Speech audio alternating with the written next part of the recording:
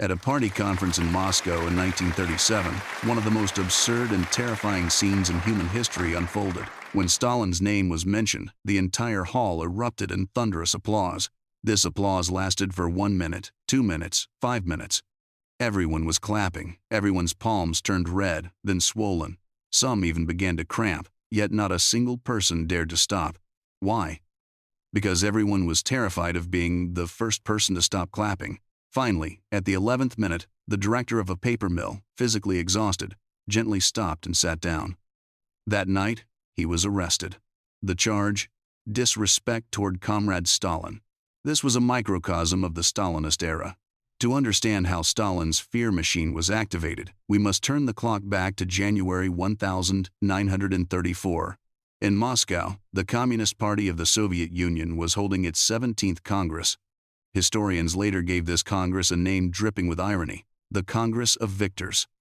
The Soviet Union had just completed its first 5-year plan.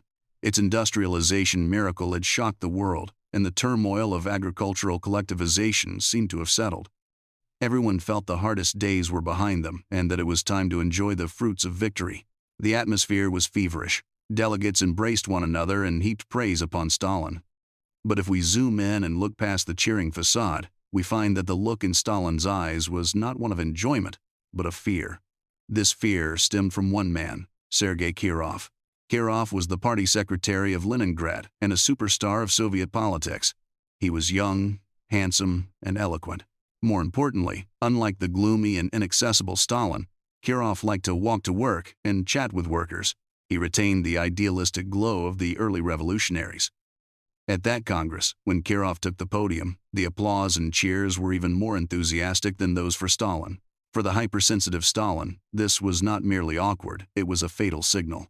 Something even more terrifying happened behind the scenes. According to historical research and later declassified archives, a chilling event occurred during the secret ballot for the Central Committee. In that vote, nearly 300 delegates, 1/4 of the attendees, crossed out Stalin's name. Kirov, on the other hand, received only 3 negative votes. Rumors even circulated that some old Bolsheviks had privately approached Kirov, suggesting he replace Stalin as general secretary.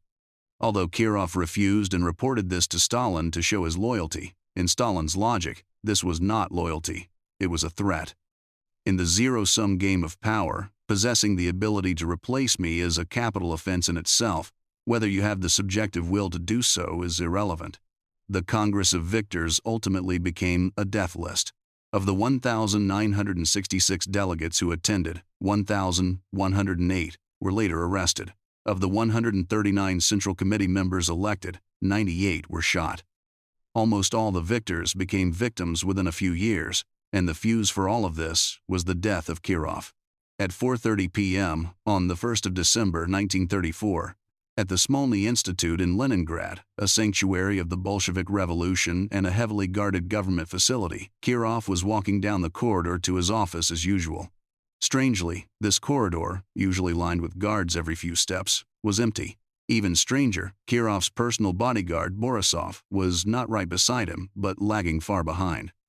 At that moment, a young man named Leonid Nikolaev stepped out of the shadows, drew a Nagant revolver, aimed it at the back of Kirov's head, and pulled the trigger. A single gunshot thoroughly rewrote Soviet history. It was an extremely clumsy yet deeply suspicious assassination. The shooter, Nikolaev, was an expelled party member and a radicalized fringe figure. He had been caught wandering near Kirov multiple times before, yet the NKVD Interior Ministry had miraculously released him every time without even confiscating his gun. Furthermore, the day after the assassination, Kirov's bodyguard Borisov died in a mysterious car accident while being transported to see Stalin. Everyone else in the truck was unharmed. Only Borisov died. Dead men tell no tales. Was this orchestrated by Stalin? While there may never be definitive paper evidence to solve this riddle, viewing it through the lens of beneficiary logic and criminal psychology, Stalin was the sole and greatest beneficiary. On the night Kirov's death was announced, Stalin displayed extreme grief. He rushed to Leningrad, kissed Kirov's corpse, and even helped carry the coffin at the funeral. Yet, while shedding tears, on the train ride from Moscow to Leningrad, Stalin had already revealed his cold side as a system architect. He personally drafted a document, This document is the infamous blood-soaked decree of December 1st. The decree was very short, but every word was distilled from hell. To understand how this meat grinder was designed, we must dismantle the terror of this decree, clause by clause. 1. The first clause stipulated that judicial authorities must accelerate the trial of those accused of terrorist acts. Note the word accelerate. In normal judicial logic, investigating a murder takes time to gather evidence and conduct cross-examinations, but Stalin said, no, we must be fast. The investigation period was compressed to a heinous 10 days. What does this mean? It means investigators didn't need to find evidence at all, because the only way to wrap up a case in 10 days is through torture, forcing the suspect to confess. 2. The second clause stipulated that neither the accused nor their defense lawyers were allowed to be present during the trial. This was a devastating provision. It completely stripped the accused of the right to speak. You are accused of murder, but you don't even have the chance to stand before a judge and cry, I am innocent. The judge doesn't need to see your face or hear your explanation. He only needs to look at a sheet of paper, usually blood-stained, provided by the NKVD to bang the gavel. Judicial trials became absentee trials, pure paperwork. 3. The third clause stipulated that once a verdict was reached, no appeals or requests for pardons were permitted. In civilized legal systems, the right to appeal and pardon is the final line of defense against wrongful convictions. Stalin dismantled this defense. This meant that even if the real killer was found 1 minute after the verdict, the wrongly accused person still had to die. Because the law said you cannot overturn the case. This provision placed the efficiency of the state machine above human life, requiring that once the killing machine started, it could never turn back. 4. The fourth clause stipulated that upon the announcement of a capital sentence, execution must be immediate. No final confession, no goodbyes to family, no waiting for a miracle. Sentencing meant death. In practice, this usually meant that immediately after the sentence was read, the defendant was dragged to a basement and took a bullet to the back of the head. Together, these 4 clauses formed a perfect closed loop. It was not law, it was an administrative order, a standard operating procedure, SOP, for slaughter. Stalin successfully used Kirov's death to pull a bait-and-switch. He convinced the Soviet people that the country faced a massive terrorist threat, and to deal with this extraordinary danger, conventional legal procedures had to be sacrificed for thunderous measures. And so, Kirov's blood became the ink Stalin used to purge the opposition. In the weeks following the decree, Stalin swiftly turned his spear toward his true targets, the former opposition leaders Zinoviev and Kamenev. Although there was no evidence linking these 2 old Bolsheviks to Kirov's death, Stalin created a new logic of guilt called moral responsibility and objective complicity. Stalin's logic was this. Although you didn't pull the trigger, your past opposition to the party central committee and my policies created division within the party, giving assassins like Nikolaev an opening. One could even say your reactionary thoughts armed the killer's hand. Therefore, you are the murderers. It was a suffocating logic. Under this reasoning, thought equaled action, and dissent equaled murder. As long as you were politically inconsistent with Stalin, you automatically became a potential terrorist. Subsequently, thousands of Leningrad Party members were arrested in what became known as the Leningrad Center case. Train after train transported Kirov's killers to Siberia. An atmosphere of terror began to spread, though many still held on to hope, believing this was a special handling of a specific case. They did not realize this was merely a rehearsal. Stalin was testing the horsepower of this new machine. Through the decree of December 1st, Stalin completed a crucial restructuring of power. Before 1934, although he was general secretary, he was still constrained by the principle of collective leadership, the votes of the Central Committee, and the prestige of the old Bolsheviks. But Kirov's death gave him emergency powers that transcended the party. From this moment on, the NKVD was no longer supervised by the party, but answered directly to Stalin personally. The NKVD became a sword of Damocles hanging over the heads of all party members, and the only person holding the sword was Stalin. The layout of this phase was cold and quiet. It lacked the clamor of the Great Purge that would follow, but it was more deadly because it institutionally destroyed the internal error correction mechanisms of the Soviet Union. Stalin was like a patient hunter. He filled the forest with bear traps, the decree of December 1st, and then quietly waited for the prey to fall in. When the law no longer protects the innocent, when procedural justice is replaced by the supremacy of efficiency, and when the death of one person can be interpreted as the crime of an entire class. The gates of hell have been opened, and next, what Stalin had to do was push those giants who once sat as his equals through those gates, one by one. To do that, destroying their bodies was not enough. He needed to destroy their souls as well. With the butcher's knife that was the decree of December 1st, Stalin could theoretically have secretly executed any rival, but he didn't. For ordinary party members and cadres, he indeed chose secret arrests and shootings. But for the old guard, those who had conquered the nation alongside him and held lofty prestige within the party, Stalin prepared a special stage. This was the famous Moscow trials, from 1936 to 1938. Inside the resplendent Hall of Columns in the House of Unions, 3 world-famous public trials were staged. This was not a court, it was a theater. This was not a trial. It was a carefully rehearsed, surrealist drama paid for with human lives. Let's zoom in and see exactly who was sitting in the dock. Zinoviev, one of Lenin's closest comrades and chairman of the executive committee of the Comintern. Kamenev, a former Politburo member and chairman of the Moscow Soviet. Bukharin, whom Lenin once called the favorite of the whole party. What were the backgrounds of these men? They were professional revolutionaries. They were men who had spent years rotting in Tsarist prisons, hard men baptized by exile, escape, hunger, and the fires of war. In the most difficult years of the revolution, facing the whips and gallows of the Tsarist secret police, they hadn't so much as furrowed a brow. Yet these same iron-willed men appeared in Stalin's courtroom as a group of cowardly, despicable, mentally broken wretches. This was the aspect that baffled journalists from around the world at the time, and it remained a puzzle that historians studied for decades. Why? Why would they admit to crimes that were absurd to the extreme? Listen to what they confessed to in court. Zinoviev admitted to being a spy for the German Gestapo. Bukharin admitted to attempting to assassinate Lenin. Others admitted to being directed by Japanese intelligence to put ground glass and flour at Soviet mills, poison butter, and even sabotage the national egg supply.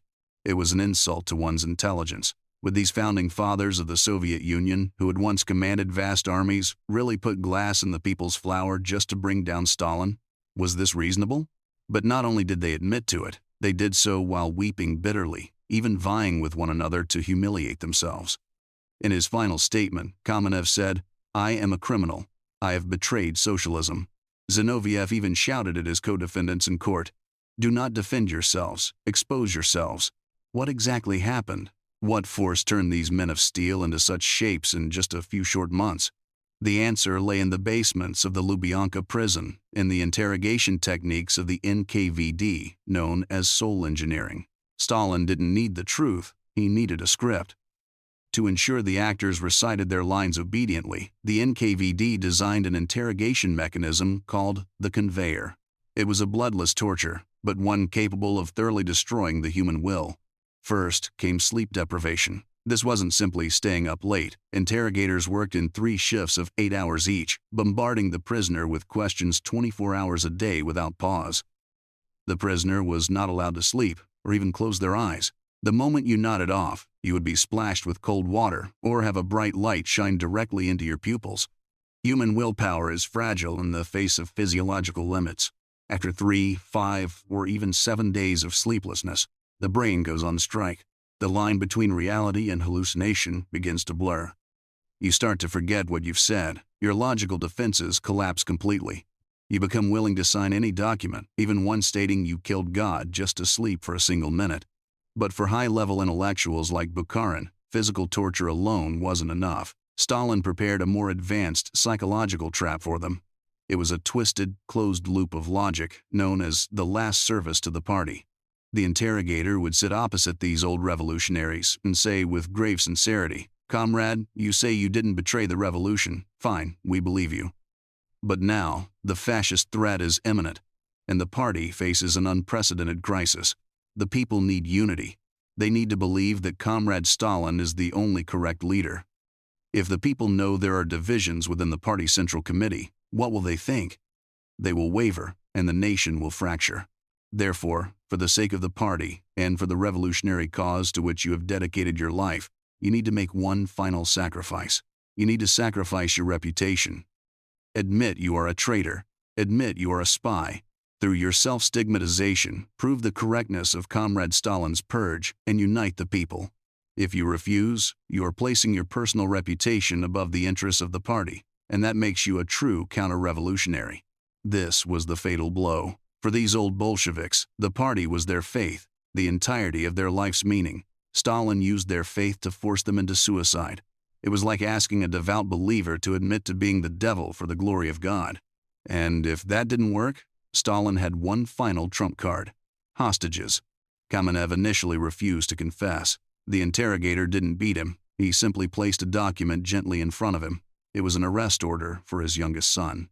The interrogator said coldly, "If you don't sign tonight, we will begin interrogating your son tomorrow. You know our methods." This pierced the final line of human defense. Before agreeing to testify, Zinoviev's only condition was that Stalin personally promised to spare his family. Stalin agreed, but it was a lie. After Zinoviev was shot, his wife, his son, and even his ex-wife were all executed or sent to the Gulag. And so, the script was written, and the actors were in place. In the courtroom, Prosecutor General Vyshinsky played the director of this drama. This former Menshevik lawyer had become Stalin's maddest hound. Wearing a well-tailored uniform, he roared in the court, pointing at these former national leaders and screaming, "Shoot these mad dogs, kill every last one of these damned crossbreeds, let their filthy blood flow." Meanwhile, the actors in the dock lowered their heads and confessed their crimes. The trial was broadcast via radio and newspapers across the Soviet Union and even the world. The effect was astonishing. For the ordinary Soviet citizen, what they saw was a simple and terrifying logic. If core figures like Zinoviev and Bukharin are spies and traitors, how dangerous must our country's situation be? Who can we trust other than Comrade Stalin? This immense sense of panic successfully transformed into blind worship of and dependence on Stalin. Stalin had not only eliminated potential rivals, more importantly, through these trials, he rewrote history. He cast himself as the sole guardian of the revolution, while everyone else was either his servant or a lurking enemy. When the gunshots rang out, the bodies of these old Bolsheviks were secretly cremated, their ashes dumped into a desolate pit on the outskirts of Moscow. Standing at a window in the Kremlin watching all this, Stalin knew that the first phase's objective had been achieved. The noise at the top had been silenced. But that was not enough. To ensure absolute security of power, fear could not remain only at the top. It had to seep like mercury into every village and every factory across the vast Soviet land. The meat grinder was about to switch from custom-made mode to industrial mass production mode. Next, we enter the darkest chapter. Part 3, Industrialized Slaughter and Order. No, 00447. There, killing no longer required a reason. It only required a quota. The date is July 1937. On Stalin's desk lies a top-secret document, codenamed Operational Order No. 00447.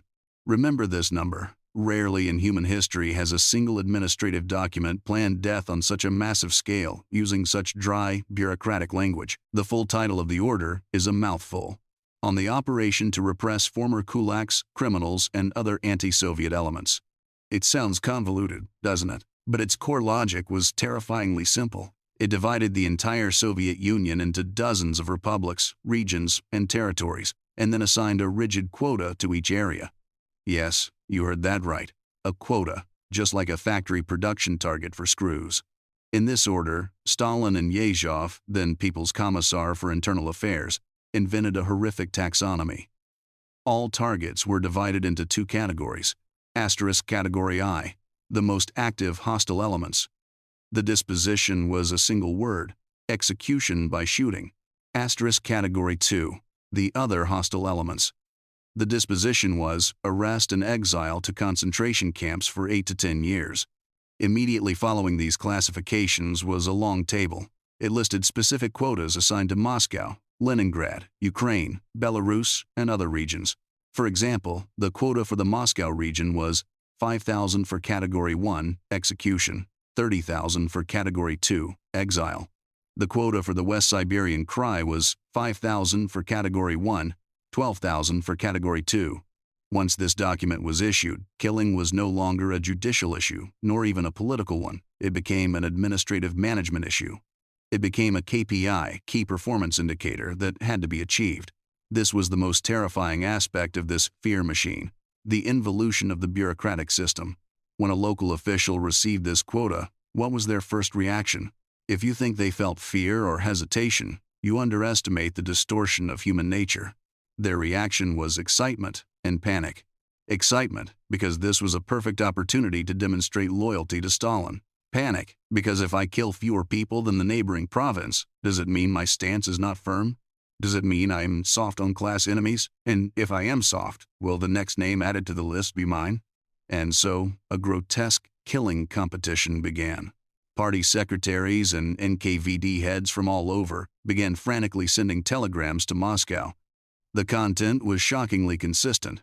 Comrade Stalin, after careful investigation, we have found that the number of enemies hiding here far exceeds the quota set by the Central Committee. The 5,000 execution slots originally allocated are insufficient. We request approval to increase the Category 1 quota to 8,000. Does this sound like a fantasy? In the Soviet Union of 1937, this was a reality happening every single day. There's a famous example, Nikita Khrushchev. The man who would later fiercely criticize the Great Purge after Stalin's death was then governing Ukraine. In a 1938 telegram to Stalin, he wrote, "The enemies in Ukraine are very active. Request to increase the Category I quota by 2,000. How did Stalin reply? He wrote a note on the telegram in red pencil. Agreed. Be quick.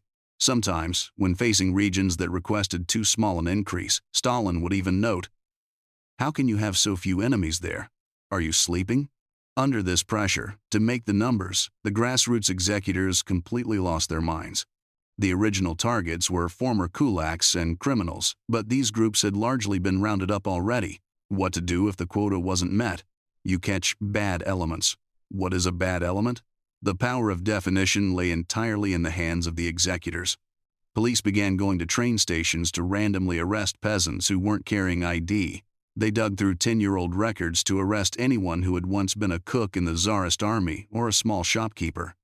Even having a name that sounded Polish, German, or Japanese could get you arrested as a spy, just to fill a blank space in that cold hard table. To improve efficiency, normal court trials were obviously too slow. So, the Soviet Union invented a temporary tribunal called the Troika, three-person group.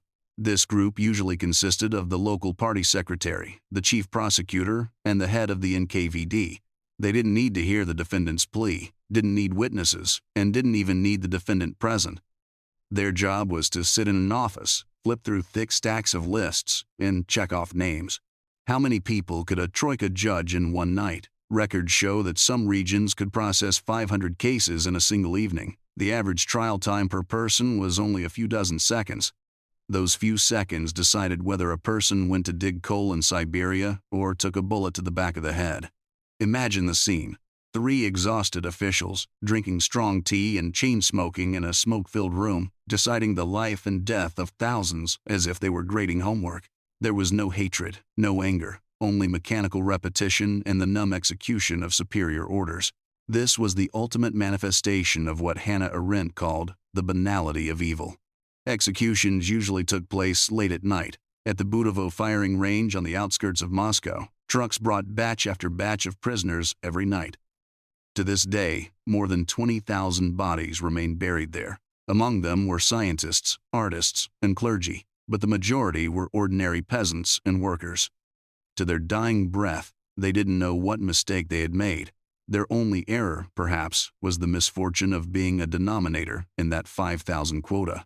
Through this industrialized slaughter, Stalin successfully plunged Soviet society into a state of atomized fear. No one was safe, because your arrest might not be to punish you, but simply because today's quota was short by one. However, the man who designed this mad game had to face a fatal question.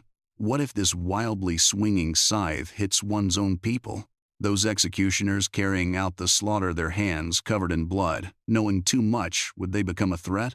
Stalin's answer was, let the blade destroy itself. Okay, we have just seen thousands of people turned into numbers in a spreadsheet, but standing next to this roaring meat grinder was a group of men operating the machine. the agents of the NKVD People's Commissar for Internal Affairs. Dressed in well-tailored leather coats, driving black GAZ sedans, they held the power of life and death. To the ordinary person, they were arrogant demon kings. But to Stalin, what were they? They were merely disposable gloves. When used, when dirty, they had to be thrown away.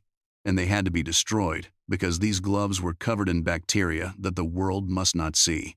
In Stalin's system of terror, there was an iron law. The executioner must die after the victim. Only in this way could all the sins be buried and all the blame shifted. To see this logic clearly, we must dissect the three heads of the NKVD, Yagoda, Yezhov, and Beria. Their fates serve as a textbook example of a cannibalistic power struggle.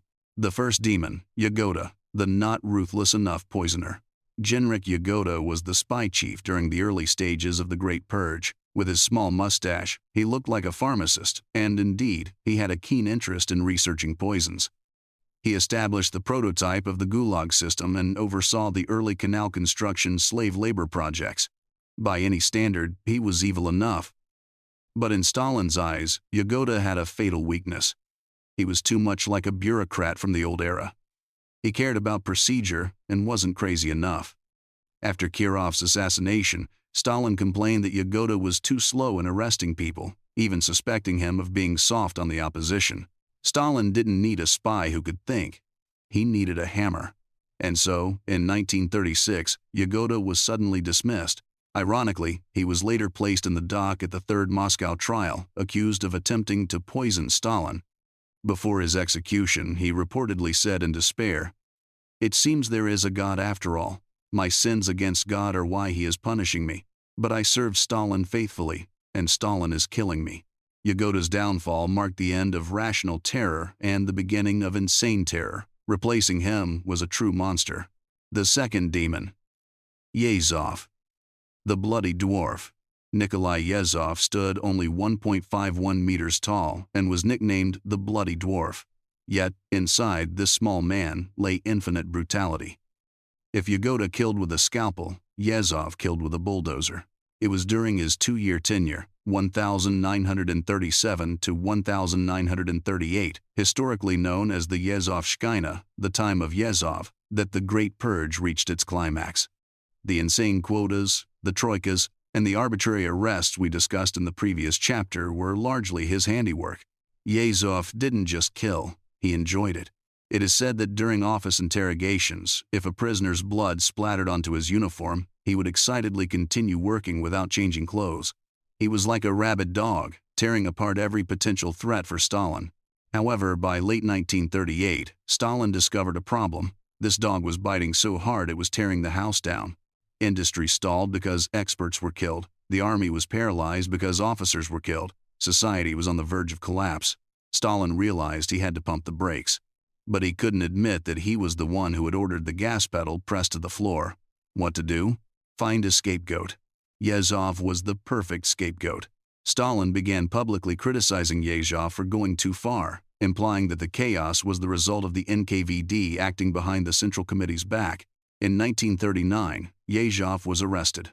His end was filled with dark humor. He was interrogated in a torture chamber designed specifically for him, subjected to all the methods he had once invented. Before his execution, he wept and begged for mercy, shouting, "Long live Stalin," but no one cared.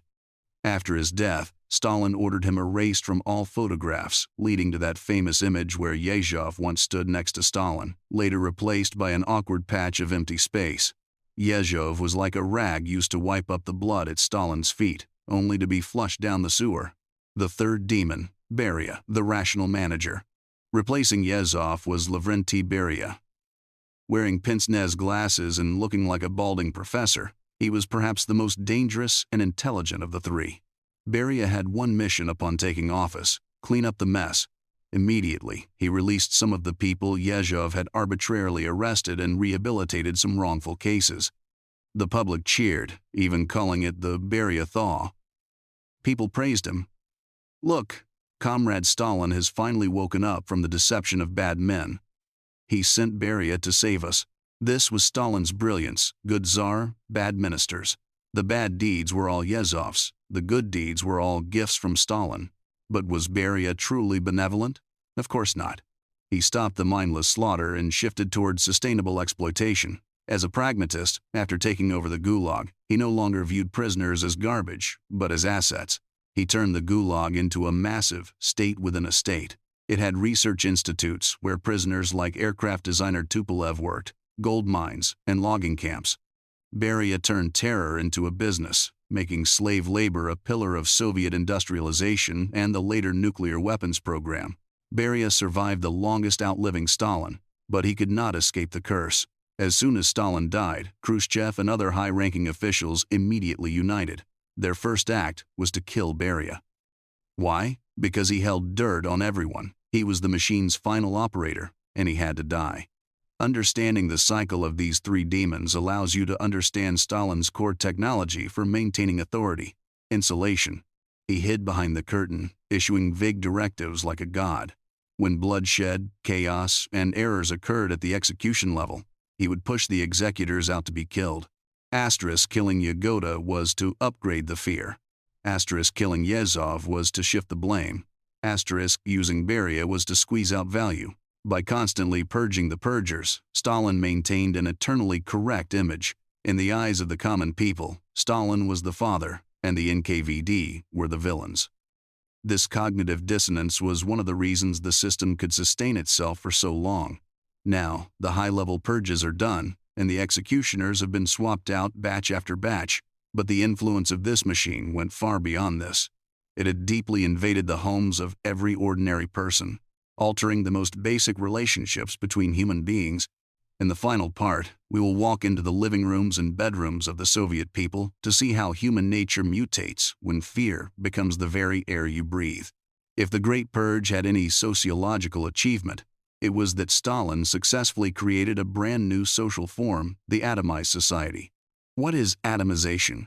In a normal society, there are various connections between people: fathers and sons, husbands and wives, friends, neighbors, colleagues. These connections constitute a buffer zone that protects us against external risks, but in Stalin's design, these intermediate layers had to be pulverized. He wanted to turn every single person into an isolated grain of sand, with no one to trust but the great leader.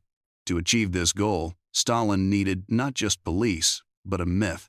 A young boy named Pavlik Morozov became the protagonist of this myth.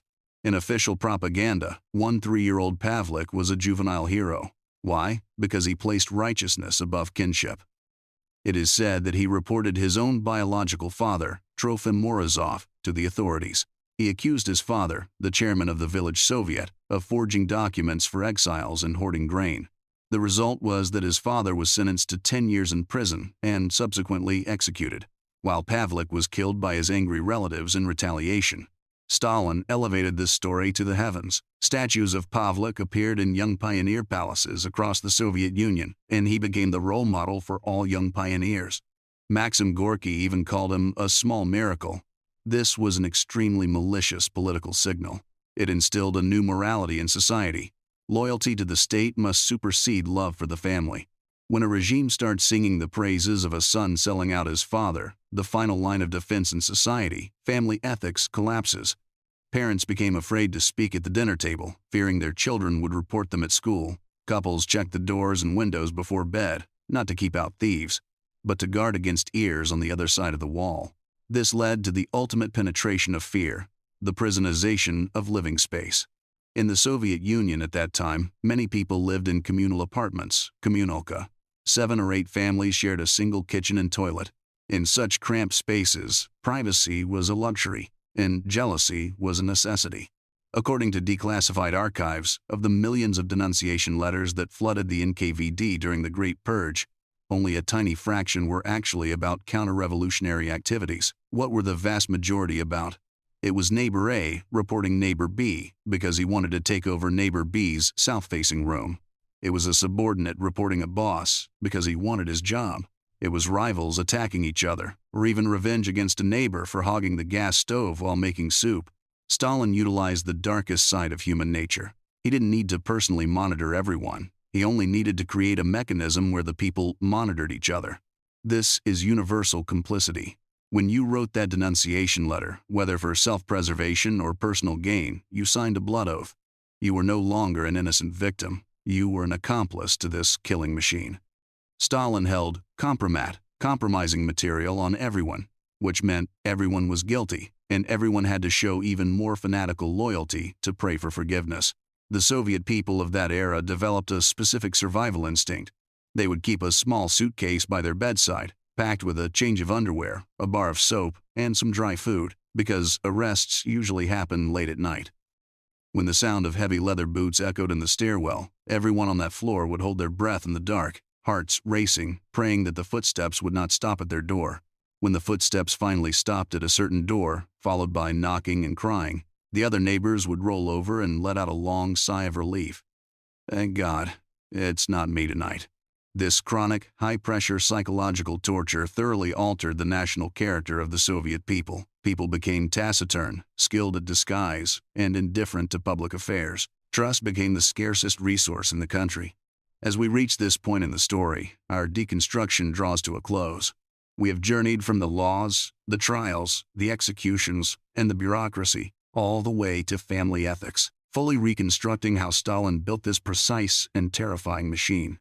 Looking back from 1953, when Stalin breathed his last on the floor of a dacha smelling of stale urine, did he win?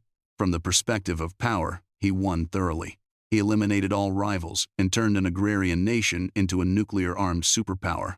His power was so vast it would have made the czars envious. But the Soviet Union lost, because the fuel that ran this machine was fear. And fear is a poison that strangles innovation. A society composed of informers, yes-men, bureaucrats, and terrified citizens might be able to build thousands of tanks, but it cannot build Microsoft, it cannot build Apple, and it cannot create a culture with true vitality. That distrust and upward accountability, embedded deep in the marrow, became an incurable cancer of the Soviet system, until that cold winter in 1991, when it came crashing down. Historians always say that Stalin took over a Russia of wooden plows and left it a Soviet Union with atomic bombs. But we should not forget the second half of that sentence. The cost was that the spines of entire generations were broken. Understanding Stalin is not for the sake of curiosity, but for vigilance. It reminds us that when power attempts to strip away due process, trample on individual dignity, and shatter family bonds in the name of a noble cause, the gates of hell are opened. This is the cost of power, and this is the meaning of looking back at history. If this deconstruction series gave you a new perspective on that era, please do not hesitate to like and share. This is very important for us to continue producing long-form content. Tell me in the comments, whose power deconstruction would you like to see next? The madman who committed suicide in the Berlin bunker, or the bulldog with the cigar?